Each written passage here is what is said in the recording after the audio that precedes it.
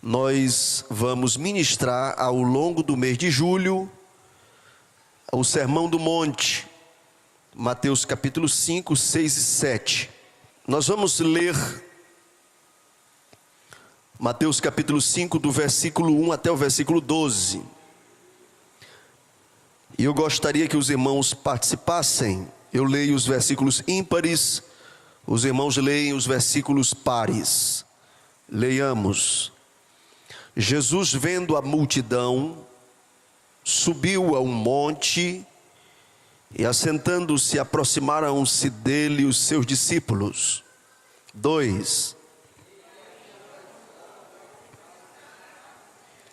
Bem-aventurados os pobres de espírito, porque deles é o reino dos céus. 4.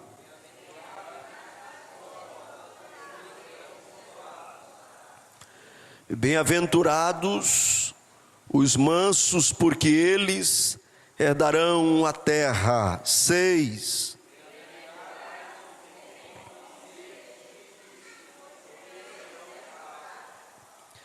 Bem-aventurados os misericordiosos, porque eles alcançarão misericórdia. 8.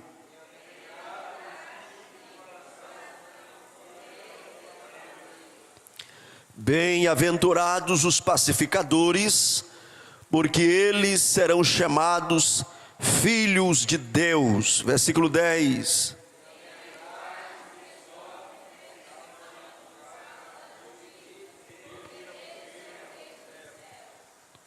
Bem-aventurados sois vós, quando vos injuriarem, perseguirem e mentindo disserem todo mal contra vós, por minha causa. Toda a igreja, exultai e alegrai-vos, porque é grande o vosso galardão nos céus, porque assim perseguiram os profetas que foram antes de vós. Graças a Deus. Meus queridos irmãos, tratando-se do Sermão do Monte, nós estamos diante de uma apresentação da ética do reino de Deus. Nós temos no capítulo 5, 6 e 7 de Mateus, a internalização da lei de Moisés. A lei do Antigo Testamento recebe agora, nos ensinos de Cristo, um novo sentido. Nós não vamos hoje falar dos pontos da lei que ficam para as próximas ministrações, mas a lei escrita em pedras, e Jesus dá a essa lei um significado interno. No Sermão do Monte, essa lei passa a ser escrita no coração daqueles que recebem o reino de Deus. Falando de Jesus, falando de Moisés, há alguns pontos em comum entre esses dois personagens, mas há também alguns pontos de diferença. Tratando-se dos pontos em comuns, Moisés e Jesus, ambos escaparam de uma tentativa de assassinato, de morte, quando ainda eram bebês. Moisés passou por esta experiência diante do decreto de Faraó. Jesus passou por esta experiência diante do decreto de Herodes. Então nós temos aqui dois pontos em comum. Outro fator é que eles foram escolhidos por Deus para serem porta-vozes da libertação. Moisés foi um porta-voz e o líder da libertação dos israelitas do Egito. E Jesus é o porta-voz do Evangelho, da libertação em relação ao pecado. Ambos tiveram uma experiência no Egito. Foi no Egito que Moisés começou sua história. Foi para o Egito que Jesus, levado pelos seus pais, fugiu quando ainda era bebê. Seus pais fugiram para o Egito em busca de segurança. E Moisés, no Monte Sinai, recebeu a lei. Está lá em Êxodo capítulo 20. Jesus, aqui a partir de Mateus capítulo 5, ele entrega uma nova lei. Uma lei de ética, de sentimento, aonde a palavra não é apenas um código externo, mas a palavra é um código escrito no coração. Então Moisés, ele recebe a lei no Monte Sinai. Jesus aqui não está no Monte Sinai, mas ele está em um monte, por isso que é chamado de Sermão do Monte. A tradição da igreja encontrou esse monte próximo ao mar da Galileia, no norte de Israel. É chamado de Monte das Bem-aventuranças. Em 1938, construíram uma igreja no Monte das Bem-aventuranças. Essa igreja inclusive ela tem 8 lados. Ela é no formato octagonal. Ela possui 8 lados. Uma referência às 8 bem-aventuranças que nós acabamos de ler. Pastor Alessandro, mas não são só 8, nós lemos 9 bem-aventuranças. Você tem a curiosidade aí de dar uma olhada na sua Bíblia? Se é 8 ou se é 9? Quantas vezes vai aparecer aí a expressão bem-aventurado? Confira aí na sua Bíblia. Aqui deu 8, e aqui já dá de fazer uma confusão, que já tem 2 aqui que encontraram diferente. 9, conta de novo. Aí as irmãs contaram? Quantas vezes aparece a expressão bem-aventurado? Apareceu 9 ali. Isso. Então vamos lá. Acontece que da bem-aventurança de número 1 até a número 7 são temas isolados. Bem-aventurados os que choram, porque eles serão consolados. Bem-aventurados os pobres de espírito, que é o primeiro, não é isso? Porque deles é o reino dos céus. Quando nós chegamos ao versículo de número 10, o tema do 10 e o tema do 11 é o mesmo, que é a perseguição. Por isso, se subentende que a bem-aventurança do versículo 10 é a mesma do 11, porque o tema é perseguição. Na verdade, o 11 é uma continuidade do 10.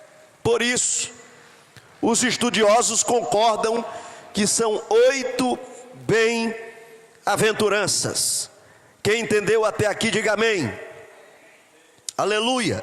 Moisés contemplou a glória de Deus. Moisés desceu do monte com o rosto brilhando, por causa da experiência que teve com Deus. Jesus Cristo, no entanto, Hebreus capítulo 3, versículo 3, a Bíblia diz: porque este, se referindo a Jesus, foi tido por digno de tanto maior glória do que Moisés. Oh, aleluia! Jesus Cristo não apenas viu a glória, mas Jesus Cristo representou, Jesus Cristo personificou a glória de Deus entre nós. E você quer aprender mais alguma coisa sobre a glória de Deus?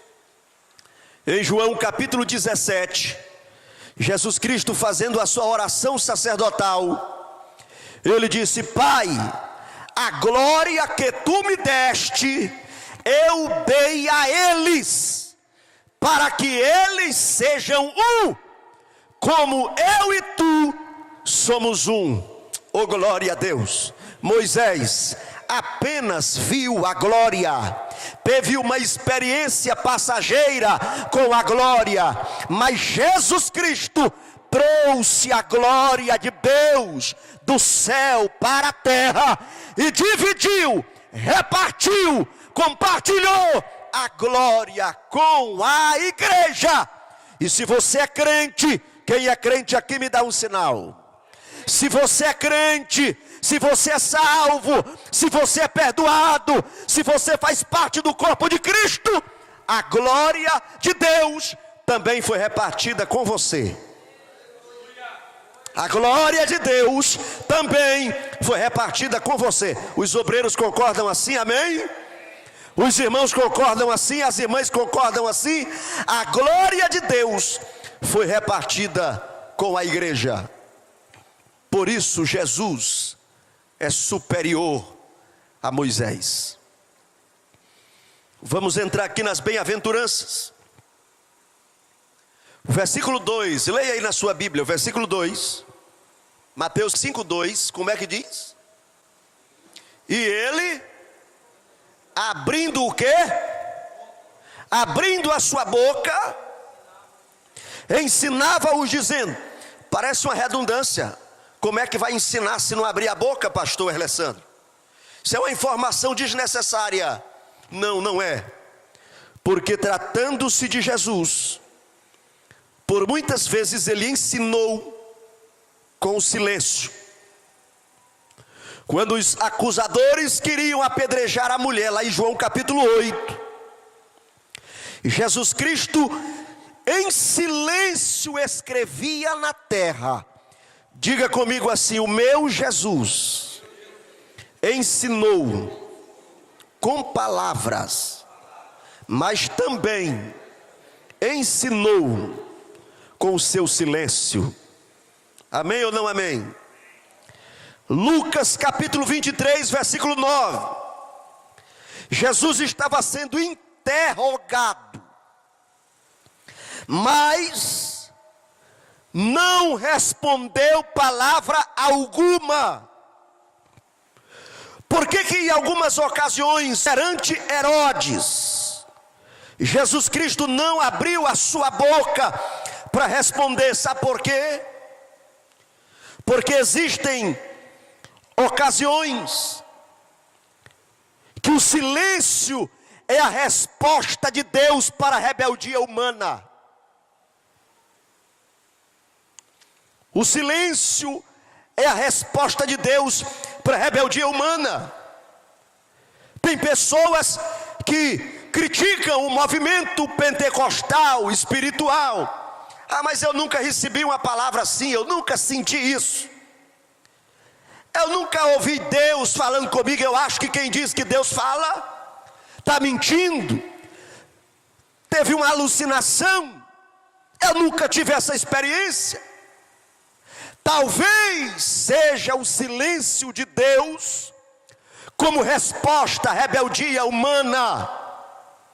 Deus não precisa provar quem Ele é, o que Ele é, se Ele existe, se Ele não existe. É nós que corremos atrás, lemos, estudamos, pesquisamos, porque gostamos de debater e tentar provar alguma coisa sobre a nossa fé. Agora Deus não tenta provar que Ele existe. Gênesis capítulo 1 não tem uma tentativa de provar que Deus existe. Gênesis capítulo 1 simplesmente diz: no princípio criou Deus os céus e a terra. Deus não pede permissão para ninguém, não se explica, não diz de onde vem, para onde vai, apenas se apresenta na palavra como Criador absoluto dos céus e da terra. Oh, bendito seja Deus para sempre. Aleluia. Jesus não precisou se explicar para Pilatos, não precisou se explicar para Herodes. Sabe por quê? Porque Jesus não estava sendo executado, aprisionado. Jesus se entregou voluntariamente por mim e por você. Amém ou não amém?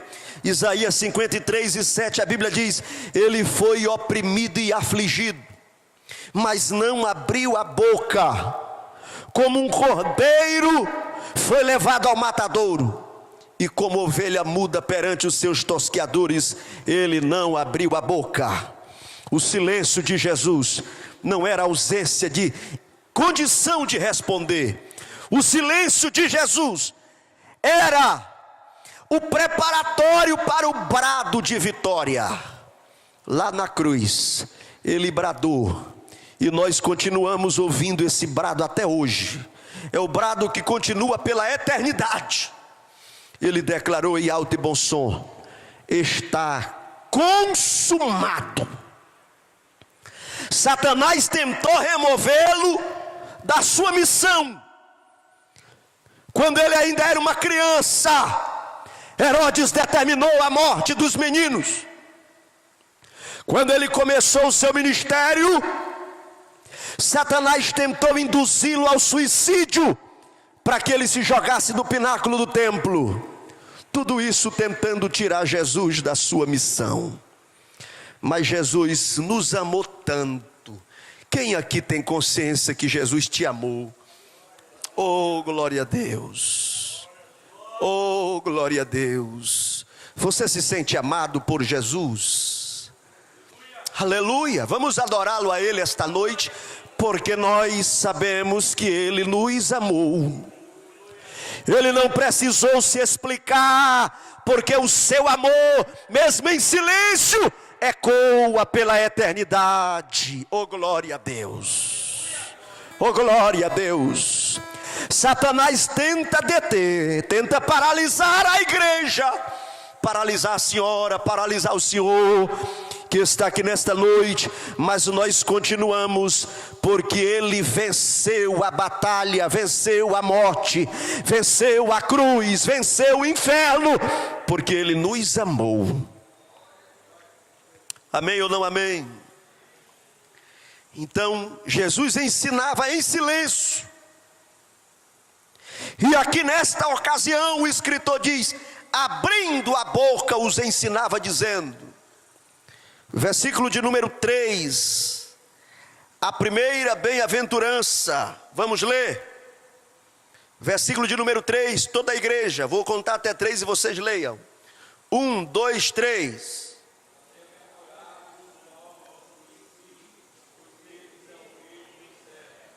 Tem mais Bíblia por aí, meus irmãos? Tem? 1, 2, 3.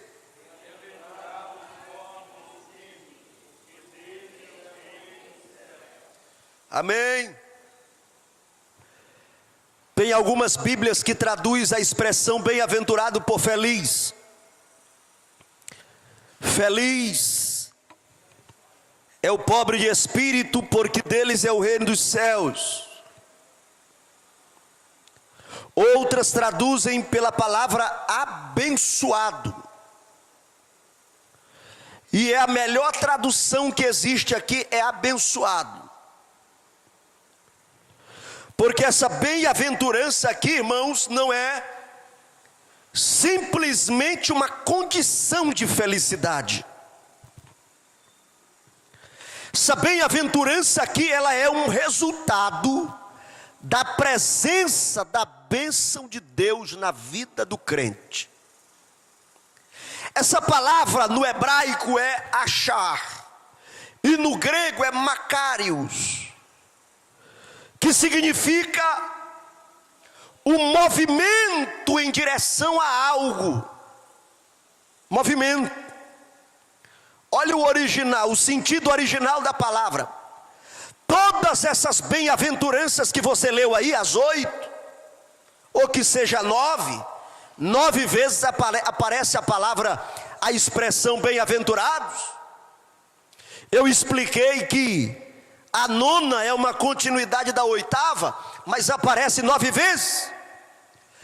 Todas essas expressões aí dão a ideia de movimento em direção a alguma coisa. Movimento. Em outras palavras, esta bênção depositada em nós, traduzido na maioria das Bíblias aqui como bem-aventuranças, é um investimento de Deus em você e através de você. Eu vou dizer de novo: as bem-aventuranças, as bênçãos de Deus, é um investimento em você e através de você. Se Deus tivesse interesse em isolar a bênção, Ele apenas nos daria a bênção. Mas Deus não tem interesse que eu seja um açude, uma represa, porque a represa ela acumula água, mas não passa água. E Deus não tem interesse que você seja essa represa. Deus tem interesse que você, como disse Jesus Cristo lá em Jerusalém, Ele disse: quem crê em mim, como diz as Escrituras, do seu interior fluirão rios de águas vivas. Oh, glória a Deus! Eu vou dar glória a Deus, eu vou adorar a Deus esta noite, porque isso aqui é poderoso, é maravilhoso. Você poderia se dirigir com carinho e respeito a essa mulher que está perto de ti, a esse homem que está perto de ti, e diga para esta pessoa, diga: você não é uma represa. Diga assim: você não é uma represa para barrar, para impedir. Diga assim: do teu interior está fluindo rios de águas vivas. Você pode levantar a sua mão aí aonde você está. Você não apenas recebe a bênção, mas a bênção de Deus passa por você. Me ajuda aí, crente. Cadê você que entendeu a palavra? Oh, glória! A bênção de Deus não apenas veio sobre você, mas ela passa através de você. Através de você. Pastor, o salário atrasou, mas a bênção passa através de você. Pastor, estou com uma dificuldade, fui ameaçado, fui atingido, estou angustiado. Ei, não interessa o sentimento, a bem-aventurança de Deus passa através de você. Oh, aleluia!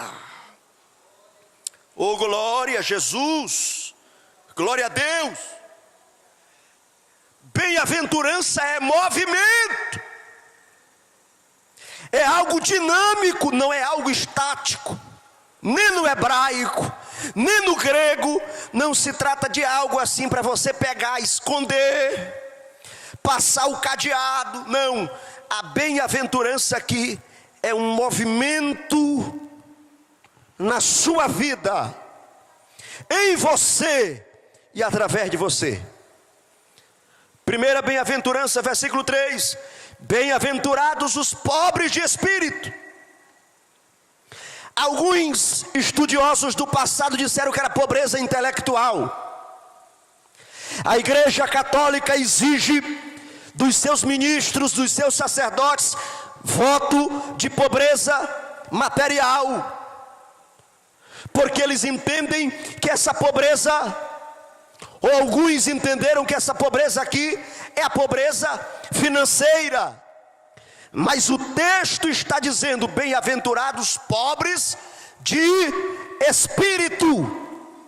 O pobre de espírito é o oposto do orgulhoso, é o oposto do soberbo. O soberbo, ele sempre se vê como superior, como completo. Agora o pobre de espírito não. Se ele faz alguma coisa que alguém elogia, ele não para o elogio em si. Ele diz: não, eu não fiz isso sozinho. Perceba que a bênção não para. Ele diz: eu não estou sozinho. Alguém me estendeu a mão, alguém me deu a oportunidade, alguém me ajudou. É Deus na minha vida. Você pregou bem, é Deus. Você cantou bem, não, eu sou fraco, estou apenas aprendendo. É a graça de Deus, é a misericórdia de Deus na minha vida. O pobre de espírito, você nunca vai pegar ele pelo orgulho. O pobre de espírito é alguém que quando ele vê qualquer glória, ele transmite ela para Deus. Oh, aleluia! O que ele fizer, ele reconhece que é a bênção de Deus na sua vida. Bendito seja o nome de Jesus. Irmão, o pobre de espírito é alguém que está em conexão com o céu. Ele levanta pela manhã e ele reconhece que acordou por causa da misericórdia de Deus. Ele toma o seu café, sabendo que foi Deus que proveu aquele alimento e santificou para o seu sustento. Ele olha para a mulher, para os meninos, para a casa, e se a casa não for dele, ele glorifica a Deus, porque Deus está dando condição para pagar o aluguel. Aleluia! Quando alguma coisa não dá certo, ele não murmura, porque reconhece: é livramento, Deus está me livrando de alguma coisa. Quando o pneu da moto fura, ele não murmura, porque ele lembra da época que andava de pé, e hoje ele tem moto para furar o pneu. Oh glória! E ele adora, e o céu enxerga esse crente, e Deus diz assim: para esse aí, eu dou a titularidade do reino de Deus. Bem-aventurados os pobres de espírito, porque deles é o reino dos céus. Cadê você que recebe esta palavra? Oh glória! Oh glória a Deus! Aleluia! Aleluia! Aleluia! Versículo de número 4. Você pode ler aí na sua Bíblia? Versículo 4. Bem-aventurados os que choram, porque eles serão consolados. Diga comigo assim: movimento.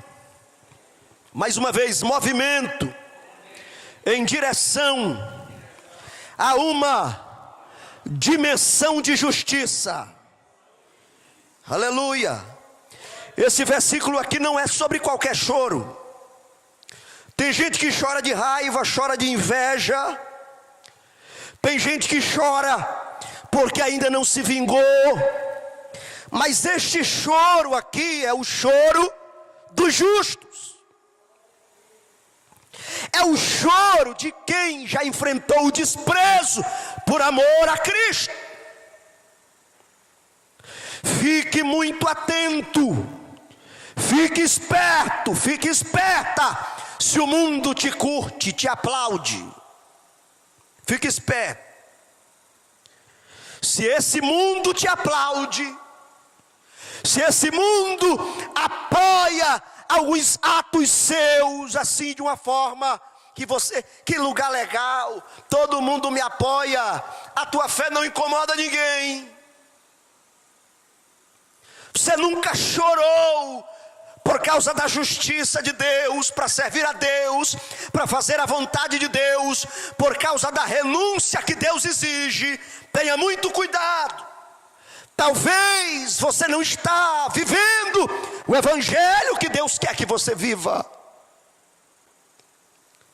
Viver a palavra de Deus mais cedo ou mais tarde vai te fazer chorar. Você vai chorar porque você vai saber que a aliança que você tem com Deus não te permite chutar o pau da barraca, jogar para cima, dizer: tô nem aí, que se exploda. E esses limites que a graça de Deus coloca às vezes nos fazem chorar. Choramos porque sentimos arrependimento. Choramos porque não somos como gostaríamos que fôssemos. Choramos quando voltamos aos erros que havíamos dito que não cometeríamos mais. Choramos como Paulo, que disse: o que quero fazer não faço, mas aquilo que não quero é o que faço. E Deus está interessado na essência desse choro.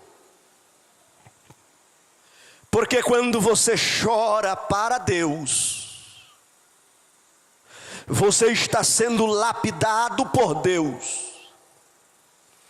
Esses dias eu disse aqui em tom de brincadeira para alguns irmãos: rapaz, eu estou com tanta dificuldade de chorar, e olha que eu sou chorão. Mas o dia a dia, a dinâmica da vida, a competição da vida, tem feito crescer o nosso ego e secar a nossa alma.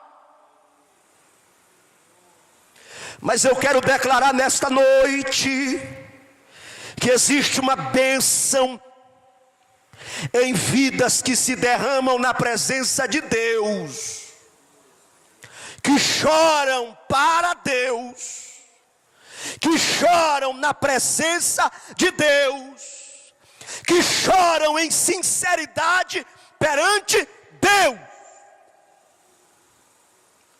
Quando nós choramos na presença de Deus, nós estamos deixando o consolo por conta do céu. Quando você chora em sinceridade perante Deus, Deus procura saber, Deus identifica a origem do nosso choro. E a garantia da palavra é: serão consolados. Deus está dizendo assim: eu vou na origem do teu choro. Porque limpar as lágrimas nem sempre é consolar. Dar um abraço, às vezes é um paliativo momentâneo. Mas Jesus está dizendo: serão consolados. Ele sabe qual é a origem das nossas lágrimas. Vamos para o versículo de número 5. Bem-aventurados os mansos, porque eles herdarão a terra. Sabe qual é a outra bênção? Essa bem-aventurança aqui, sabe o que ela significa? Eu vou dar a oportunidade para você explicar o que significa ser manso. Levante a tua mão, levante a mão, lá em cima, levante a mão. Levante a mão direita comigo, a mão direita levante. E diga assim: ser manso é deixar Deus responder a minha causa. Aleluia. Declare comigo assim: ser manso é deixar Deus pelejar por mim. Qual é o contrário de ser manso, pastor Erlessandro? É ser brabo. É ser o dono da razão. É saber de tudo. É não precisar de Deus, da palavra, de pastor, de conselho, de nada. Agora, quando eu assumo a razão e resolvo do meu jeito, eu estou tirando Deus de cena. Mas bem-aventurados mansos, aqueles que padecem sob o mal, sem se contaminar com espírito de amargura. A terra olha para o manso e diz: é fraco, é frouxo, é medroso. Mas o céu está dizendo: não, ele apenas está permitindo que Deus entre em ação em favor dele, em favor dela. Bendito seja Deus para sempre. E você vê aqui que os mansos herdam a terra. Aonde estão os brigões? Aonde estão os valentões? Eles estão enterrados, esquecidos, talvez homenageados por algum tempo, mas esquecidos. Agora os mansos, eles herdarão a terra. Versículo de número 6. Leia comigo. Bem-aventurado os que têm fome e sede de justiça. Por quê? Porque eles serão fartos. Sede e fome. Fome e sede é coisa que a gente sente todo dia. Todo dia você tem fome. Pastor, eu não tenho fome todo dia não, eu tenho toda hora. Tem gente que tem fome toda hora. Tem gente que acordado está comendo, dormindo está sonhando, comendo também. Eu fiz uma viagem com um grupo de irmãos aqui, tem alguns aqui que estavam nessa viagem. E aí de manhã, quando eu estava caçando um texto da Bíblia para ler, já tinha uns que já tinham levado 50% do cuscuz. Eu disse, rapaz, com esse negócio de culto doméstico eu vou ficar sem nada aqui para comer. Parece que tinha um demônio no estômago, um desespero, que se não comesse ia morrer ali. Eu disse, meu Senhor, que ovelhinhas são essas? Fome e sede é coisa que você sente todo dia. Quando a Bíblia diz aqui, bem-aventurado quem tem fome e sede de justiça, a palavra de Deus está dizendo que nós precisamos alinhar. Escute isso aqui, pelo amor de Deus. Precisamos alinhar o nosso sentimento com o sentimento de Deus. Mas não é aqui e acolá. Aí eu vou no culto domingo, se eu gostar do louvor, se eu gostar da pregação, eu dou glória. Eu levanto a mão, eu participo. Não está tratando aqui de situações uma vez por semana, uma vez por mês. Fome e sede de justiça é coisa para todo dia. Todo dia nós precisamos perguntar se os nossos pensamentos estão alinhados com a vontade de Deus. É coisa de todo dia. Todo dia. Oremante kalashura mahai. Aleluia. É coisa de todo dia. Nós estamos tão fartos. Nós estamos tão cheios de nós mesmos. Aleluia. Nós olhamos para dentro de nós e enxergamos as nossas razões. Irmão, nós estamos uma espoleta para brigar. Todo mundo aqui está com seu facãozinho amolado, a navalhazinha, belisca num, belisca no outro. Diz alguma coisa, nós sabemos defender tudo. A gente quer parecer com tudo enquanto. E às vezes quando somos provocados, o que é revelado dentro de nós não se parece com Deus, não está alinhado com o pensamento de Deus. Fome e sede de justiça. Você sente fome, você sente sede todo dia. E pela justiça de Deus, às vezes estamos sem apetite pelas coisas espirituais. Diga comigo, fome e sede é algo de todo dia. Levante a mão direita comigo. Você pode fechar os seus olhos. Tem alguém aqui com ousadia assim para levantar as duas mãos? Levante as duas mãos. Levante as duas mãos. Diga comigo, Jesus, remove agora a indisposição da minha alma, do meu coração, pelas coisas espirituais. Diga comigo, eu preciso de fome, eu preciso de sede pelas coisas do céu. 30 segundos aí para você glorificar a Deus. Aleluia, aleluia, aleluia. Todo dia oração, todo dia louvor, todo dia coloca uma pregação neste som, no carro, no pendrive, chama o céu para a terra. Nós precisamos ter fome e sede todo dia pelas coisas de Deus. Oh glória! Deixa eu ver se tem crente aqui com fome de Deus esta noite. Oh glória! Rema haramakanda siamai, hiramakanda shuramaia, elemacia teramachuramai. Aleluia, aleluia, aleluia. Já vamos partir para o encerramento. Versículo 7, bem-aventurados misericordiosos.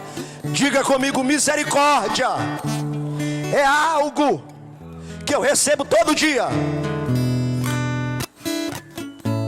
Bem baixinho o fundo musical, bem baixinho. Misericórdia é algo de todo dia que eu recebo. Se Deus não tivesse misericórdia de mim hoje, como é que diz, irmã Darleve? Lamentações, né, irmã Darleve? Capítulo 3. Lamentações, capítulo 3, não é isso? As misericórdias de quem? Do Senhor. São o quê? São a causa de não sermos consumidos. Que mais? E elas se renovam a cada manhã. Você levanta cedo? Quem levanta aqui por volta das 6 horas da manhã me dá um sinal. Parabéns. Quem levanta um pouco mais cedo das 6 horas me dá um sinal. Mais parabéns ainda. Isso aqui levanta antes das 6, parabéns. Na hora que você levanta já tem misericórdia de Deus preparada para você. Elas se renovam a cada manhã. Se eu recebo misericórdia de Deus todo dia, por que eu estou negando misericórdia? Que eu estou dando molho em alguém, um gelo em alguém? Por que eu sou problemático da família, o problemático da igreja, o problemático do ministério, o problemático do grupo, o problemático do departamento? Deus me chama para ser agente de misericórdia. A misericórdia que veio sobre você precisa alcançar mais alguém. Precisa alcançar mais alguém. Se coloque de pé, eu já vou encerrar. Bem-aventurados os limpos de coração, porque eles verão a Deus. Eu comecei dizendo que o Sermão do Monte traz a lei para dentro do coração. Olhe para cá. O anonimato da internet dá coragem para muita gente, é ou não é verdade? Já viu falar nas contas fakes? Já viu falar nos stalkers? O cara cria uma conta para perseguir alguém, para olhar alguém, para afrontar alguém, para vigiar alguém. É a segurança do anonimato. No nosso coração, às vezes, nós estamos aproveitando o coração como uma conta fake. As intenções do coração, nós estamos na segurança do sigilo. Ninguém sabe o que se passa no meu coração. Eu desejo a morte de alguém, eu estou olhando para a pessoa, odiando a pessoa, mas ninguém sabe. Sensualidade, pornografia, imoralidade, mas ninguém sabe. É o sigilo do coração. Mas a palavra de Deus diz: bem-aventurados os limpos de coração, porque eles verão a Deus. Eu quero dizer para você nesta noite que o Supremo Tribunal, não é o da terra aqui não, esse Supremo Tribunal aqui do Brasil não, é o Supremo do céu, já quebrou o sigilo do teu coração. O céu sabe o que se passa em nossos corações. Nós precisamos de corações limpos. Aonde tem corações limpos, Deus se manifesta, a graça de Deus opera. Amém ou não amém? Versículo de número 9, quem está com a Bíblia aberta. Bem-aventurados os pacificadores, porque eles serão chamados filhos de Deus. Quem é o pacificador? Diga comigo, o pacificador é alguém que promove a paz. Não é alguém que gosta de paz. Tem gente que gosta de paz, de calmaria, mas não move uma palha pela paz. Eu conheço um pastor que o povo estava elogiando ele. Ô pastor calmo, eu estava achando até que estavam jogando uma indireta em mim. Ei, mas o pastor fulano de tal é calmo demais. Tinha duas irmãs brigando na igreja, ele é tão calmo que ele não disse nada, se levantou e saiu. Gosta de paz, mas não promove a paz. Não é bem-aventurado quem gosta de paz. É bem-aventurado o pacificador, aquele que promove a paz, aquele que diz assim: ei minha irmã, pare com isso, bora acalmar os ânimos. Ei meu irmão, pare com isso, pelo amor de Deus. Diga para o teu vizinho aí: se eu te ver numa confusão, eu vou te tirar da confusão em nome de Jesus. Tira mesmo, irmão, que tem um bocado de gente aqui confuseiro. Aleluia. Se eu tiver em confusão, se eu tiver falando demais, diga aí para a pessoa: eu quero ver vocês pregando, que fica só para cima de mim aqui a pressão. Diga aí: se eu tiver falando demais, eu vou te dar um sinal. Tu vai entender o meu sinal.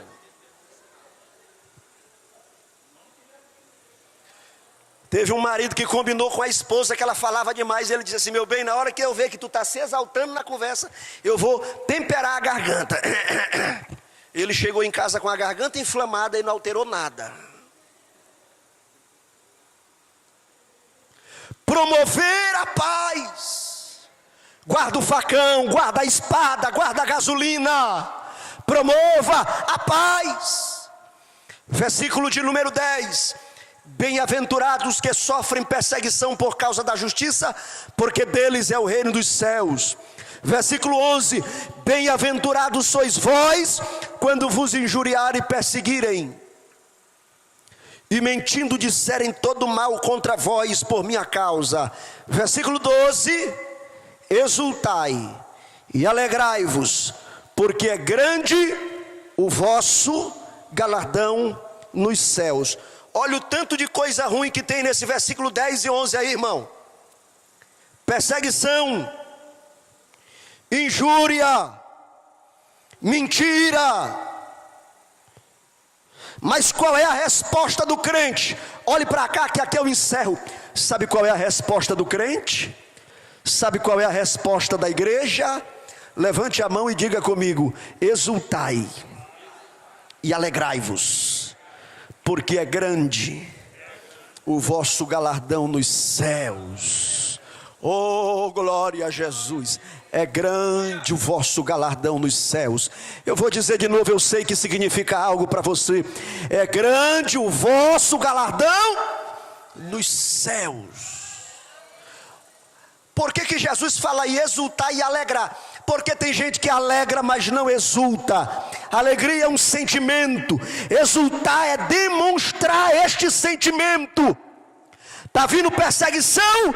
A minha resposta é alegria e exultação. Eu vou exultar na presença de Deus. O texto diz: exultai e alegrai-vos. Estão falando sobre a minha reputação, estão atacando o meu nome, estão mentindo a meu respeito, mas eu estou no culto, eu estou na igreja, eu estou na campanha, eu estou na oração, levantando a minha mão, glorificando a meu Deus e caminhando para o céu, porque é grande o vosso galardão nos céus.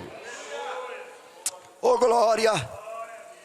Quem deseja finalizar o culto aqui na frente, corra aqui à frente. Nós vamos finalizar orando por pessoas que precisam viver esta dinâmica. Pode vir que nós já vamos finalizar o trabalho. Pastor, eu quero viver esta dinâmica, eu quero esta graça, eu quero sentir alegria, mesmo sendo alvo de uma grande perseguição. Eu quero sentir esta alegria, mesmo que alguém esteja me ameaçando, mas eu quero a presença, eu quero ânimo, eu quero sabedoria, eu quero poder de Deus. Venha dando glória, venha exaltando, venha magnificando, porque Jesus é maravilhoso. Levante a sua voz. Nós estamos em um ambiente onde a graça de Deus está se manifestando. Em o nome do Senhor Jesus Cristo, neste momento, meu Senhor, nós oramos pelos irmãos, pelas irmãs, pelos servos de Deus, pelas servas de Deus, e nós queremos declarar, em nome de Jesus Cristo: bem-aventurados são os que choram, porque serão consolados. Bem-aventurados é esta igreja, este povo. Nós temos aqui nesta noite vencedores e vencedoras pelo sangue de Jesus Cristo, e nós oramos na autoridade deste nome, na autoridade do nome de Jesus. Venha sobre nós o reino de Deus, a graça de Deus, o poder de Deus, a força de Deus esta noite. Glória, glória, glória, glória, glória, glória a Deus. Senhor, nós não estamos diante daqueles que são condenados e perdidos, sem esperança. Nós estamos diante de uma igreja perdoada, lavada pelo sangue de Jesus. Pedimos a manifestação da tua graça, aonde tiver um coração que crê, um homem que crê, uma mulher que crê, entra com providência agora, papai, pelo sangue de Jesus, pelo nome de Jesus nós oramos. Levante as suas duas mãos para os céus, declare em alto e bom som, dê o seu brado de vitória, declarando e dizendo comigo: eu não estou na fileira dos condenados. Declare: